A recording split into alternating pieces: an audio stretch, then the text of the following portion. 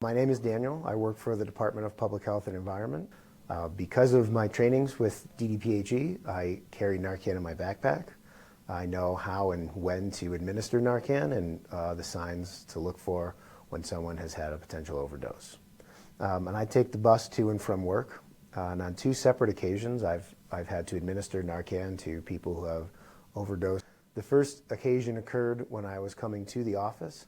When I heard cries for help, I ran over to find a man laying on his side with very shallow breathing. Myself and two RDT officers rushed over to him. We checked the scene for safety and then administered the first dose of Narcan after noticing that he wasn't breathing well. We called 911. Within 2 or 3 minutes, there had been no change, so we administered the second nasal spray of Narcan.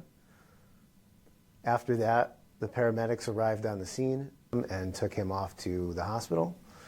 That did happen before he was revived, but I did see the RDT officer the next day, and he informed me that the man did survive. The second occurrence of where I had to administer Narcan happened earlier this year in 2025. I was on my way home. I walked past a man who was sitting slumped on a bench.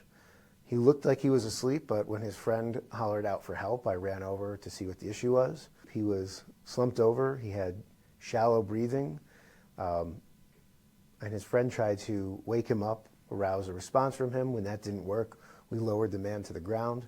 We found that in addition to his shallow breathing, he had pinpoint pupils and was unresponsive. I called 911 and talked to the operator. During that, I administered the first nasal spray of Narcan. There was no response, no change, and after about 2 minutes, still talking to the operator and describing the scene and where I was, I administered the second nasal spray of Narcan. Within about 30 seconds after that, the fire department arrived on the scene with their paramedics.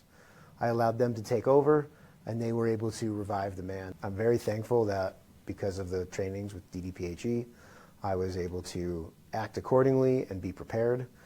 Today, I still continue to carry Narcan with me wherever I go. I'm more grateful that both of these individuals survived their ordeal.